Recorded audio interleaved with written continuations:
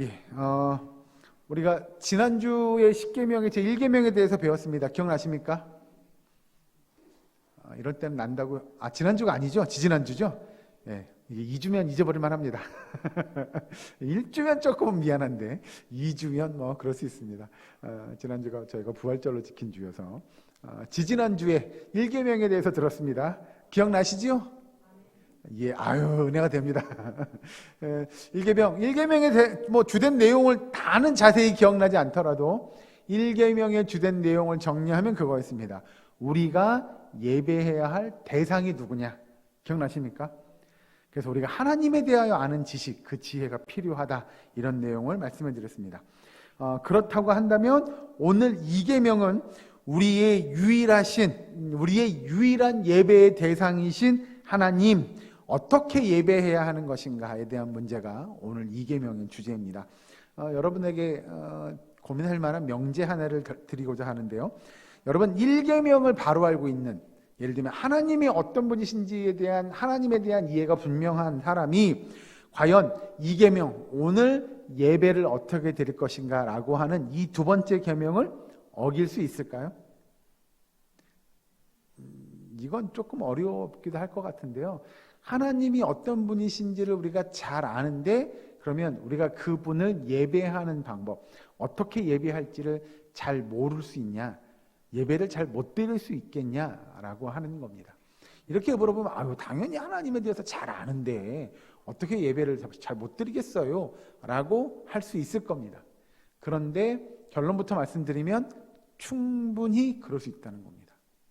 왜 그러는지는 보시면서 알 수 있을 것 같고요. 여러분, 그 내용을 먼저 간략히 설명을 해드리면, 여러분이 잘 아는 대로 이스라엘 백성들이 애굽을 탈출하고 모세가 이스라엘 백성들을 이렇게 인도해내서 광야 생활을 하잖아요. 광야 생활을 하던 중에 이스라엘 백성들이 하나님을 예배한다고 하면서 만든 형상이 있죠. 무슨 형상이죠? 뭐 만들었죠? 자, 이스라엘 백성들이 예를 들어서 뭘 하나 만들어 놓고 이게 하나님이다 라고 했던 적이 있어요. 뭐 만들었죠? 예, 금송아지 만들었죠? 예, 그런 금송아지가 저희 집에 있었어야 되는데. 자, 이스라엘 백성들이 하나님을 예배한다고 하면서 금송아지를 만들었어요. 그들은 금송아지를 예배한다고 하지 않았어요. 하나님을 예배한다고 하면서 금송아지를 만들고 금송아지 앞에 뭐 했어요? 예, 절했어요. 이스라엘 백성들이 하나님을 알았을까요? 몰랐을까요? 알았어요. 왜요? 잘 아시잖아요. 이스라엘 백성들이 애굽을 탈출한 그 모든 일들은 하나님의 기적과 같은 역사였고, 모세가 직접 하나님과 교제하고 대화하고 하나님의 인도하심을 그때그때 받으며 그들이 살아갔고, 우리는 그냥 배고파 죽겠어요. 우리 다 먹을 것 좀 줘요. 그러니까 하나님께서 뭐가 떨어져요?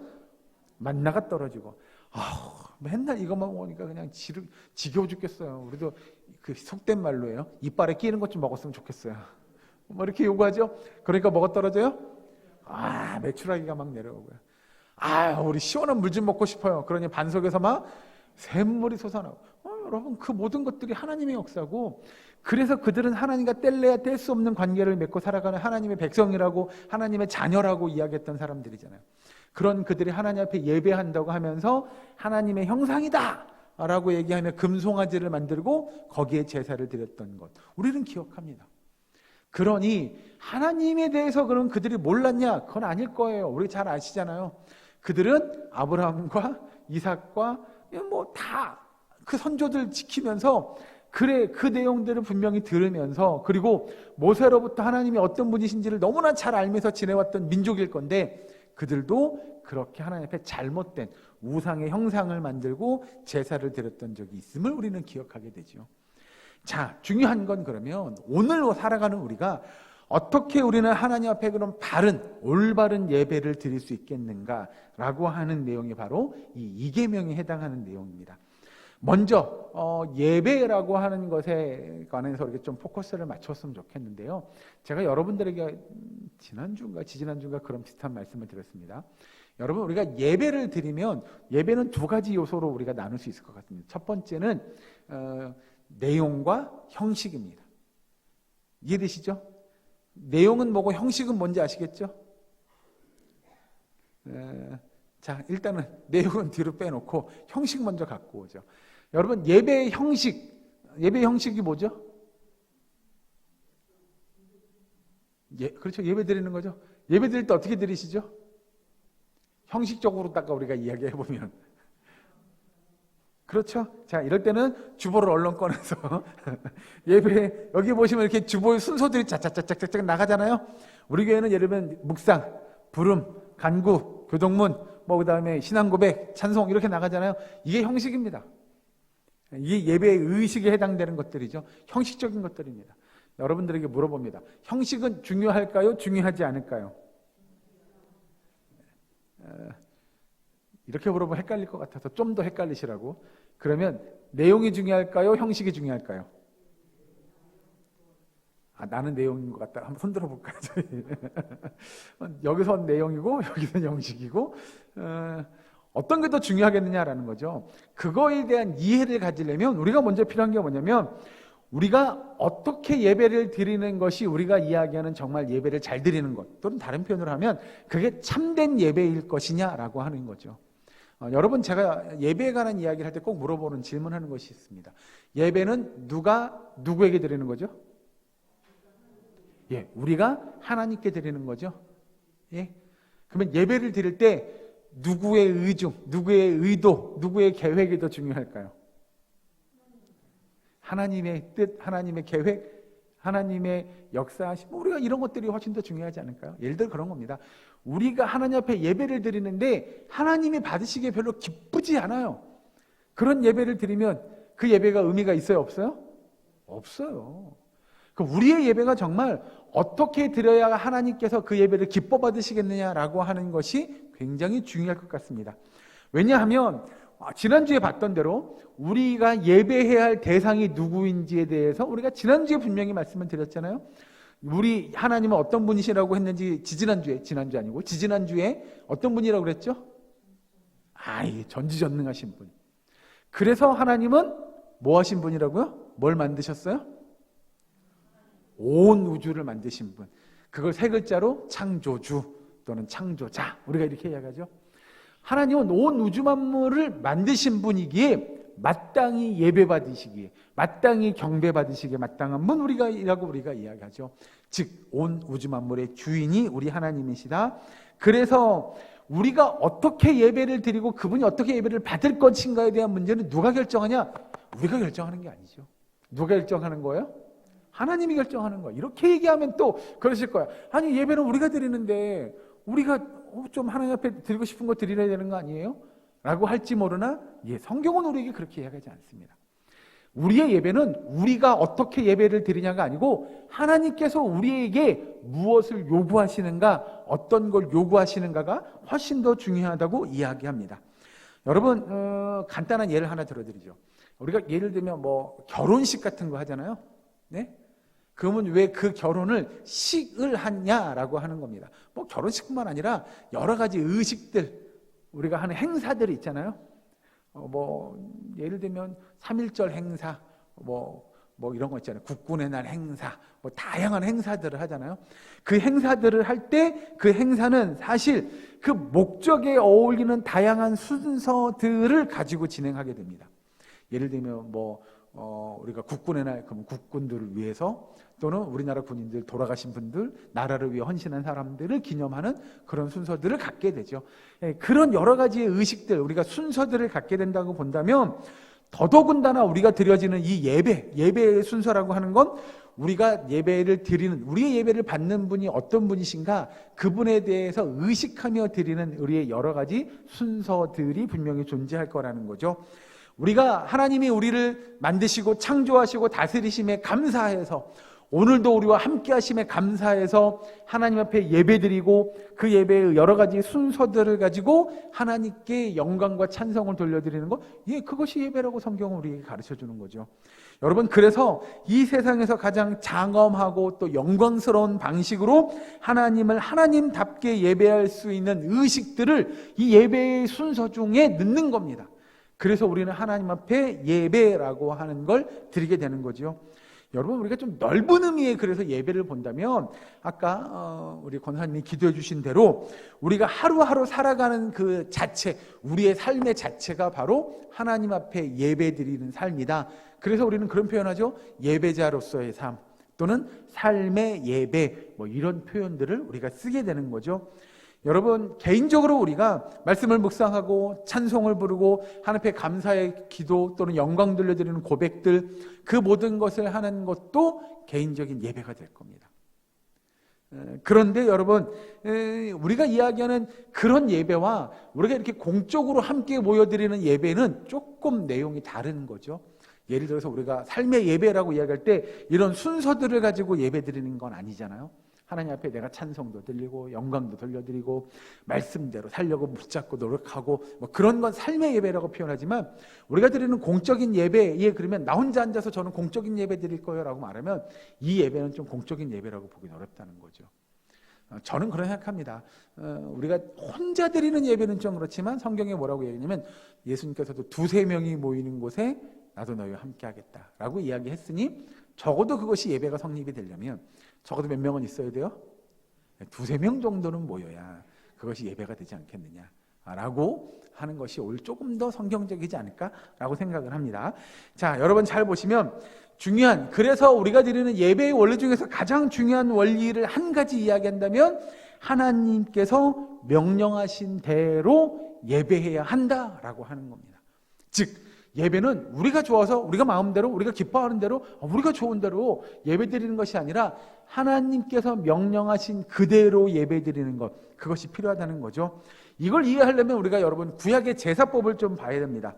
여러분 잘 아시는 대로 하나님께서 구약 백성들에게 제사를 드리라고 하면서 먼저는 성막을 주시죠.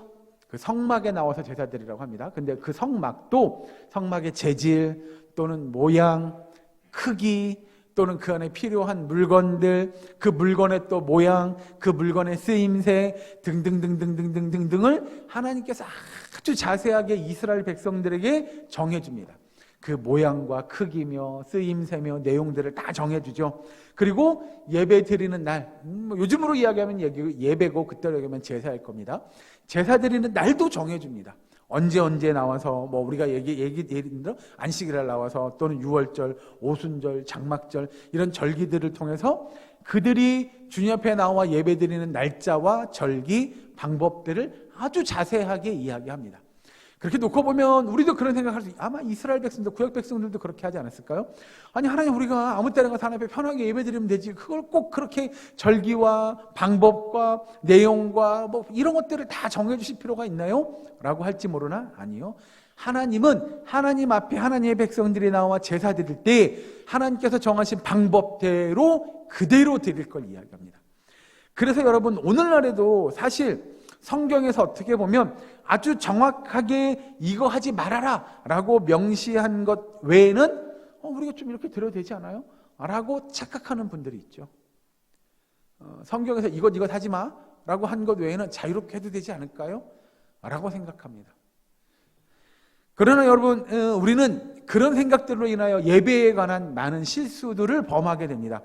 여러분, 예를 들면 예배 안에서 성경은 예를 들어서입니다. 제가 언젠가 그런 말씀 드렸어요. 신약교회 이후로 성경에서 예배 드릴 때 이렇게 예배 드리라고 이야기한 구절은 한 구절밖에 없다고 제가 말씀드렸습니다. 그래서 다른 사람들은 이걸 다르게 해석합니다. 어떻게 해석하냐면, 야, 이렇게 예배 드리라고 했으니까 이런 우리에게 요만한 자유를 준 거 아니야? 그러니 우리는 자유롭게 예배를 요렇게 드리면 되는 거 아니야? 라고 생각할 수 있는 거죠. 이걸 이제 누가 이런 생각을 하냐면 천주교에서 이런 생각을 합니다. 그래서 예배 안에 다른 요소들을 많이 넣습니다.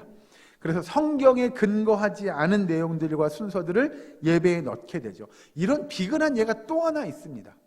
우리가 아는 대로 하나님께서 뭐라고 이야기하냐면 성경에 하나님에 대한 뭘 만들지 말라고 했어요? 형상을 만들지 말라고 그랬죠? 그러니 반대로 해석을 하는 겁니다. 하나님에 대한 형상을 만들지 말라고 했으나 다른 형상들은 그러면 만들어도 돼요? 안 돼요? 자, 다시 한번 질문할까요? 하나님에 대한 형상을 만들지 말라고 했어요. 그럼 다른 형상들은 만들어도 된다는 얘기예요? 만들면 안 된다는 얘기예요? 만들지 말라고 안 했는데요. 그러니까 이게 이제 여러분 천주교의 논리입니다. 하나님의 형상은 만들지 말라고. 다른 형상은 괜찮잖아. 그래서 누구 거 만들어요? 예, 마리아 형상 만들죠. 마리아만 만들었나요? 예, 여러 사도들의 형상을 만듭니다.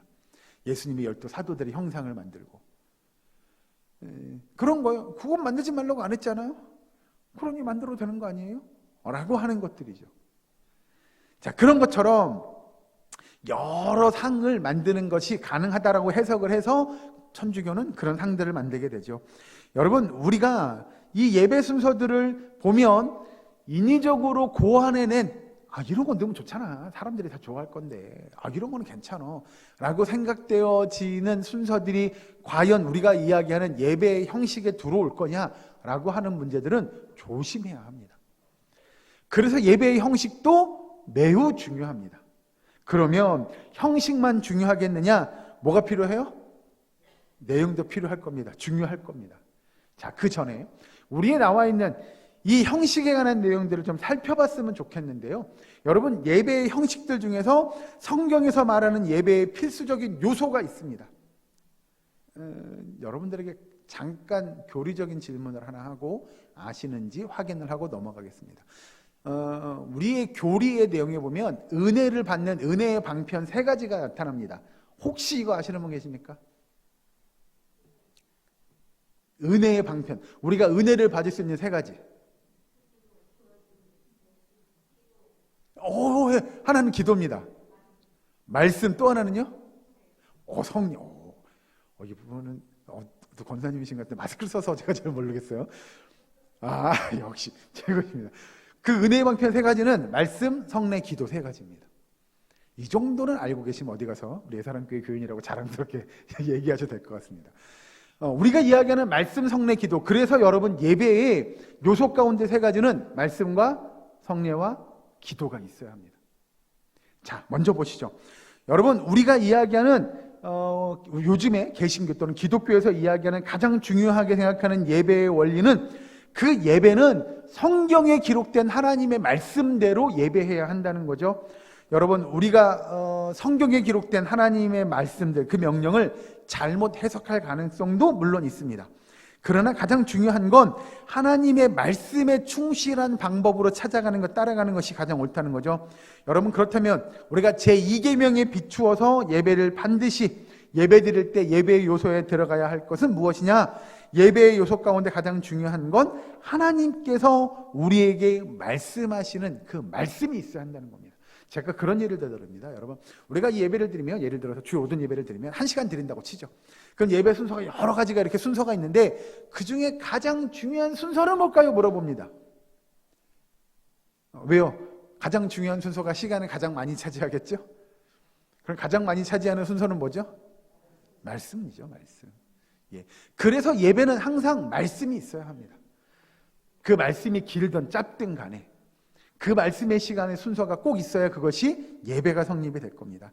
이게 뭐냐면 하나님께서 우리에게 말씀하시는 요소들이 등장하게 된다는 거죠. 그러니까 여러분 잘 보세요. 아까 말씀드렸잖아요. 예배는 우리가 하나님께 드리는 거잖아요. 그런데 말씀은 하나님께서 우리에게 주시는 거잖아요. 제가 그래서 여러분 언젠가 그런 말씀 드렸어요. 이미 다. 예배를 드릴 때 예배는 우리가 하나님 앞에 드리는 걸까요? 받는 걸까요? 라고 물어봤습니다. 기억나십니까? 그렇죠. 이게 몇 달 된 거라. 좀 헷갈리실 겁니다. 예배는 드리는 걸까요? 받는 걸까요? 라고 물어봤을 때 여러분들이 그렇게 질문하셨어요. 예배는 드리는 거다. 그런데 가장 중요한 말씀은 뭐 하는 거다요? 받는 거다. 제가 또 물어봤어요. 그럼 예배는 드리는 걸까요? 받는 걸까요? 라고 물어봤을 때 드리기도 하고 받기도 하고 라고 정리했습니다. 기억나십니까? 그러면 중요한 겁니다. 드리는 건 뭐 이따가 보기로 하고 일단 받는 것부터 보죠. 받는 건 말씀만 받나요? 그렇죠. 우리가 예배 드리면서 이따 나가시면서 저한테 그러실 거잖아요. 은혜 받았다고. 우리가 사모하는 게 그거잖아요. 예배를 통하여 은혜 받기를 사모하는 거잖아요. 할렐루야. 이 시간 정리하고 한번. 이 시간 저와 여러분에게 하나님의 말씀의 은혜가 임하기를 주의 이름으로 축원합니다. 예, 우리는 그 말씀의 은혜, 예배를 통하여 하나님의 은혜 받기를 사모하는 마음으로 예배를 드리죠. 그래서 우리는 하나님께서 우리에게 주시는, 또는 하나님께서 우리에게 말씀하시는 것이 있고요. 또 우리가 반대로 우리가 하나님 앞에 예배 드리는, 하나님 앞에 반응하는 요소들이 이 예배의 순서 가운데 들어가게 되어 있습니다. 여러분, 먼저 말씀하신 대로 하나님께서 우리에게 하나님 자신을 계시해 주시고 알려주시고 말씀해 주시는 그 말씀의 시간, 이것이 바로 설교라는 것으로 우리는 이야기합니다. 그 설교의 시간이 그래서 예배 가운데 꼭 있어야 하고, 두 번째로 보면 예수님께서 이 땅에 오시고 죽으시고 부활한 사건을 기념하기 위한, 아까 은혜의 방편 3가지 중에 하나 있었어요. 그게 뭐라고요? 성례에 관한 이야기가 이 예배 가운데 있어야 합니다, 사실은. 그리고 나서 또 하나, 우리가 하나님 앞에 이제 드리는 순서죠. 아까 말씀드린 대로 뭘 드릴까요? 여기 순서에 보시면 대충 정리해보죠. 뭐 드리죠? 예? 기도 드리고, 또 뭐죠? 찬송도 드리고, 헌금도 드리고, 예. 그런 것들을 드리는 순서들이 이 예배 가운데 있는 거죠. 여러분, 사실 기도, 우리가 드리는 기도에 곡조를 붙이면 그게 뭐가 돼요? 찬양이 되는 거죠. 그러니 기도하고 찬양도 있을 것이며, 아까 말씀하신 대로 헌금도 드리게 될 겁니다. 그래서 이 모든 것들이 다 어우러져서 뭐가 돼요? 예배가 되는 거죠. 우리가 말씀도 받고 은혜도 받고 또 우리가 기도도 하고 찬양도 하고 헌금도 드리고, 이런 모든 순서들, 거기에 예수님이 이 땅에 다시 오시는 성례, 성찬 예식이 포함되어지면 그것이 우리가 이야기하는 진정한 하나님이 원하시는 기쁨의 예배가 될 거다. 이것이 성경적인 원리다라고 이야기하고, 그러면 우리가 정하는 이런 예배의 순서들은 교회마다 약간씩 차이가 있습니다. 왜 그러냐면 교회마다 이렇게 드리는 것이, 이렇게 예배 드리는 것이 조금 더 성도들에게 유익이 될 것 같고 하나님이 기뻐하시는 은혜의 예배가 될 것 같다라고 하는 것이죠. 그래서 여러분, 우리 교단에 보면 예배의 표준 예식서라는 것이 있고요. 예배의 표준을 만들어 놓습니다. 이런 순서들로 예배를 드리는 것이 우리 신앙의 전통을 지내와 보니, 우리 선배들이 예배를 드려보니 이게 가장 좋은 것 같아요 라고 예배의 기본을 만들어주고, 거기에 교회마다 조금씩 더하거나 덜하거나 순서로 위로 올리거나 아래로 내리거나 하는 일들이 있다는 거죠. 아무튼 여러분, 예배는 우리가 이야기하는 대로 이런 요소들이 어우러져 있어야 합니다. 그렇다면 우리는 이제 외적인 요소들을 좀 살펴볼 수 있을 것 같습니다. 예배는 어디서 드리는 걸까요?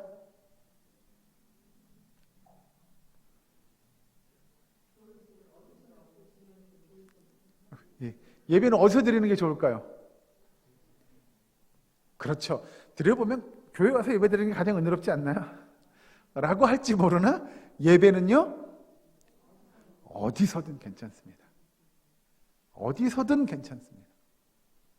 교회에서든 교회 밖에서든 야외에서든 어디든 괜찮습니다. 우리가 함께 모여 이런 예배의 요소들을 가지고 드릴 수 있는 부분, 이건 사실 하나님께서 우리에게 어디서 또는 언제 예배를 드리는 건 우리에게 좀 자유롭게 해주셨다는 거죠. 제가 언젠가 누구에게 그런 얘기 했습니다. 왜 주일날 11시에 예배 드릴까요?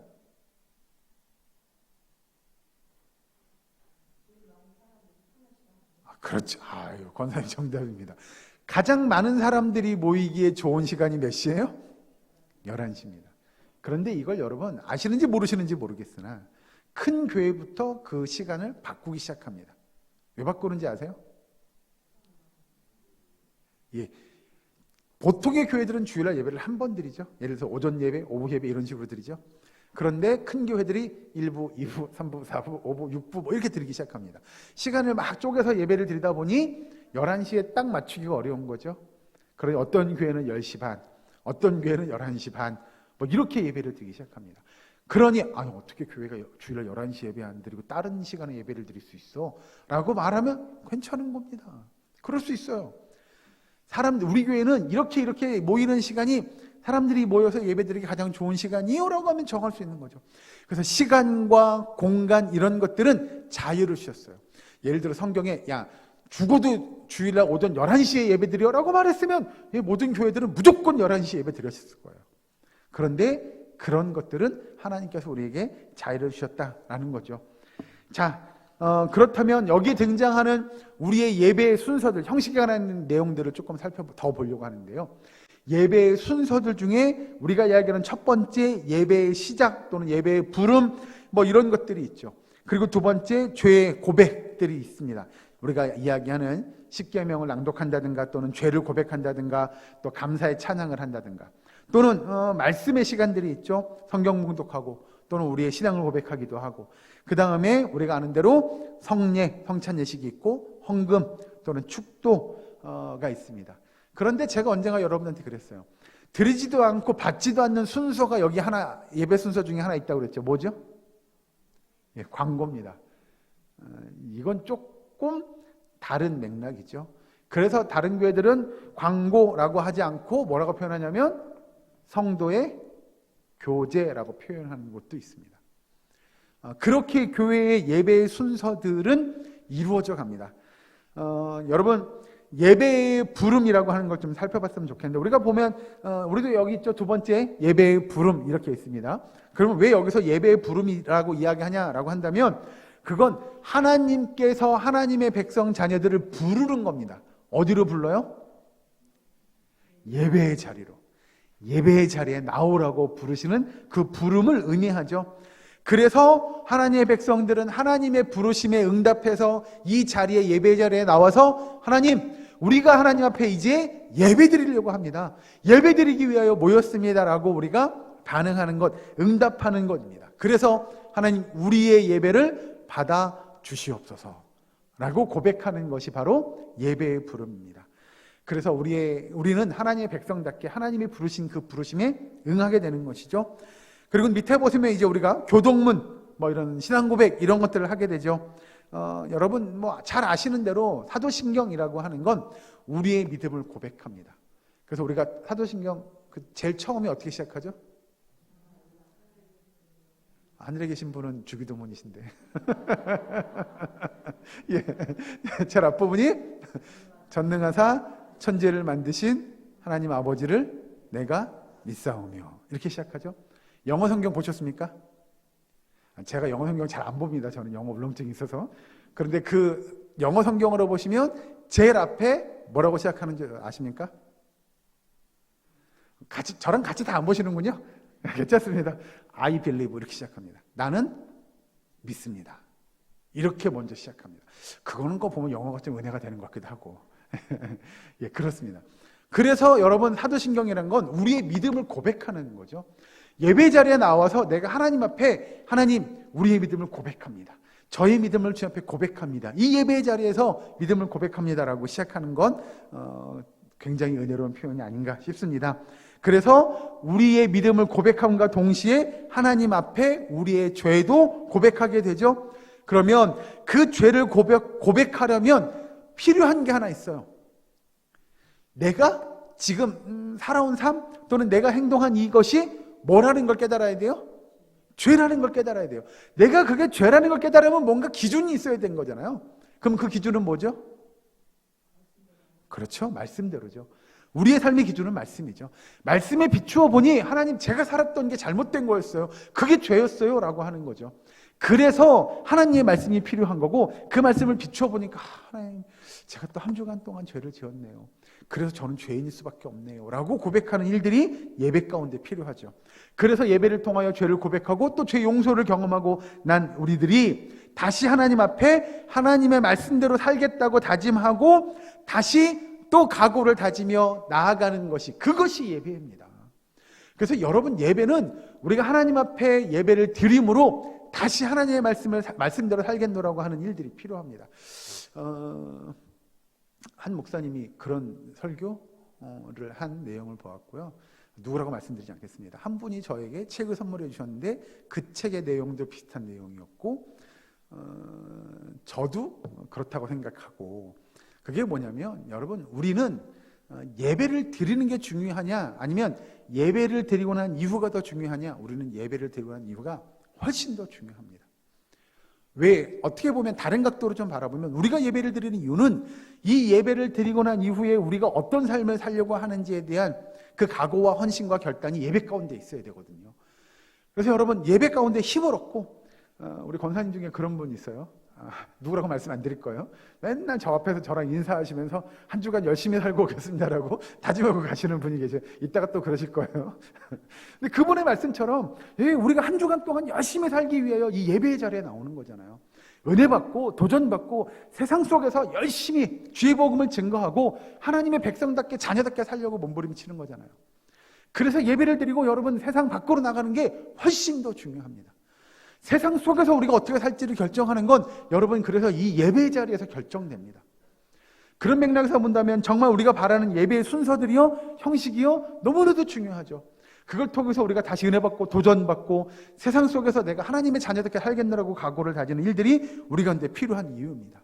그렇게 놓고 본다면 여러분 우리가 예배의 순서를 이렇게 짜는 이유가 과연 무엇이겠는가라고 하는 거죠. 하나님께서 우리에게 말씀하신 대로 내가 너희에게 권한 방식으로 나를 예배하라, 그렇게 예배의 순서를 또는 예배의 모든 과정과 절차들을 결정하는 이유는 우리가 다름 아닌 하나님의 말씀에 순종하기 위함인 줄로 믿으시기 바랍니다. 여러분 우리가 하나님의 말씀대로 100% 다 순종할 수 있냐? 그건 좀 어렵습니다. 어려울 수도 있습니다. 그러나 성경이 명백히 나와 있는 요소들을 가지고 우리가 하나님 앞에 예배드리고 하나님 앞에 영광을 돌리고 하나님의 은혜를 체험하고 또 우리가 우리의 헌신을 잘 표현할 수 있느냐를 고민하는 겁니다. 그래서 그 고민의 내용들을 여기 순서들로 녹여내는 겁니다. 하나님의 말씀대로 우리가 어떻게 은혜롭게 어떻게 하나님의 말씀대로를 잘 표현하고 하나님의 그 사랑을 우리의 삶의 모습들을 하나님 앞에 영광으로 나타내고 우리가 얼마나 하나님을 사랑하는지 얼마나 감사한지 얼마나 기쁜지 얼마나 은혜로운지를 이 예배의 순서들로 나타내는 거죠. 그래서 여러분 우리의 삶은 이처럼 예배를 통해서 또 하나님과의 거룩한 영적인 교통하심으로 충전되어지고 감사의 삶을 드리는 신자의 생활, 우리의 삶 속에서 나타나져야 함을 여러분 믿으시기 바랍니다. 여러분 예배는 그래서 그런 능력이 있습니다. 우리가 그런 표현하죠. 예배는 우리의 삶을 변화시킬 수 있는 능력이 있는 줄로 믿으시기 바랍니다. 그래서 여러분 아까 말씀드린 대로 이 이스라엘 백성들이 하지 말아야 할 것을 한 가지 했죠. 이 두 번째 계명에서 이야기하는 금하는 것, 하지 말라고 하는 것, 뭘 만들지 말라고요? 형상을 만들지 말라고요. 그러면 우리는 이렇게 생각할 수 있어요. 아니 우리가 예배 가운데 무슨 형상을 만들었죠? 여러분들이 예배 가운데 예배 드릴 때 하나님 앞에 형상을 만들어서 예배 드린 적 있으십니까? 우리는 하나님 앞에 형상을 만들어서 예배 드린 적이 없잖아요. 하나님은 하나님을 형상화하지 말라고 분명히 이 십계명에서 우리에게 이야기합니다. 그러면 우리는 특별히 정상적인 신앙생활하는 성도들이라고 한다면 어떤 형상을 만들어 놓고 하나님이라, 이분이 하나님이야, 이게 하나님의 형상이야 라고 만드는 일은 별로 없을 겁니다. 하지만 우리는 가끔 그런 일들이 있죠. 우리의 마음과 우리의 생각으로 하나님을 마음대로 생각하게 됩니다. 여러분 이건 굉장히 중요합니다. 예를 들면 그런 겁니다. 하나님은 사랑의 하나님이세요. 맞습니까? 틀립니까? 맞습니까? 틀립니까? 맞죠? 하나님은 사랑의 하나님이세요. 그러니 내가 죄를 지어도 하나님은 뭐 하실 거예요? 사랑하실 거예요. 사랑해 주실 거예요. 라고 생각합니다. 이건 우리가 하나님을 어디에 가둬 놓는 거냐면 우리의 생각의 틀 안에 가두어 놓는 겁니다. 하나님은 사랑의 하나님이시잖아요. 아유, 그런 거 다 사랑하는 눈 감아주고 다 용서해주고 그런 거잖아요. 아유, 하나님 뭘 또 그런 거 가지고 그러세요. 이렇게 생각하는 것, 이건 잘못된 겁니다. 그래서 여러분 우리가 하나님이 어떤 분이시다라고 하는 걸 우리의 머릿속에 우리의 상상 안에 가두어 넣어요. 이건 결국 하나님은 아까 얘기한 예를 들은 거예요. 이 금송아지가 하나님이다라고 이야기하는 것과 별반 다르지 않습니다. 하나님은 공의로우신 하나님, 자비로우신 하나님이에요. 공의로우니 저 나쁜 사람들은 다 벌해주세요. 그럼 나는요? 내 죄는 어떻게 되겠어요? 나는 용서의 하나님이시니까 어떻게 해야 돼요? 나는 용서해 주셔야죠. 이렇게 내 생각과 내 뜻대로 하나님을 이쪽에 놨다가 저쪽에 놨다가 하나님이 여기가 떴다가 저기가 떴다가 하는 거요? 그건 똑같은 일입니다. 그래서 여러분, 우리가 우리 스스로 고안해낸, 또 우리 스스로 만들어낸 하나님에 대해서 우리가 잘못 생각하고 있으면 그건 성경은 뭐라고 얘기하냐? 그것이 죄라고 이야기합니다. 즉 우리가 요즘을 살아가는 성도들이 어떤 형상이나 모양을 만들어서 그것이 하나님이다라고 말하진 않지만, 하나님을 우리가 생각하는 생각에, 우리의 그 생각의 틀 안에 가두어도요, 우리의 뜻대로, 우리의 멋대로 하나님을 여기 갔다 저기 갔다, 하나님은 이런 하나님이시고 하나님은 저런 하나님이시고 이렇게 만들어요. 그건 죄라고 성경이 이야기합니다. 여러분, 성경은 마땅히 섬겨야 할 하나님과 따르고 지킬 하나님의 말씀의 그 중심이 내가 아닌 하나님의 말씀 안에 있고, 우리가 하나님께서 우리를 지키시고 보호하시는 그것이 마땅히 우리의 수호신처럼 나타나는 것이 아니라 반대라고 이야기해요. 우리가 하나님의 뜻을 따르고, 우리가 하나님의 뜻을 존중하고, 우리가 하나님의 말씀에 순종하고, 이런 모습으로 나타나기를 성경은 우리에게 요구하고 있다는 겁니다. 여러분, 우리가 하나님을 믿을 때는 하나님이 자신을 계시하신 대로 우리가 하나님을 믿어야 한다고 성경은 우리에게 가르쳐주고 있습니다. 여러분, 그래서 성도의 삶은 하나님의 뜻에 따르는 삶인 줄로 믿으시기 바랍니다. 여러분, 오늘 말씀 5절 6절 말씀 다시 한번 읽어주실까요? 출애굽기 20장 5절 6절 같이 읽습니다. 시작. 그것들에게 절하지 말며 그것들을 섬기지 말라. 나 내 하나님 여호와는 질투하시는 하나님인즉 나를 미워하는 자의 죄를 갚되 아버지께로부터 이들에게로 3, 4대까지 이르게 하거니와 나를 사랑하고 내 계명을 지키는 자에게는 1000대까지 은혜를 베푸느니라. 아멘.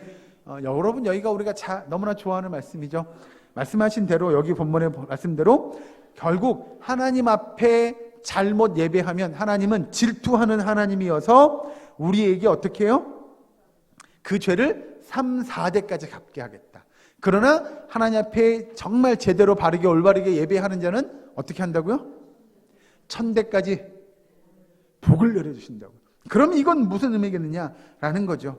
여러분, 이건 다름 아닌 하나님 앞에 올바르게 예배하는 그 예배의 모습들이, 그 예배의 축복이 누구에게 임해요? 자녀들에게 임해요. 왜 그럴까요?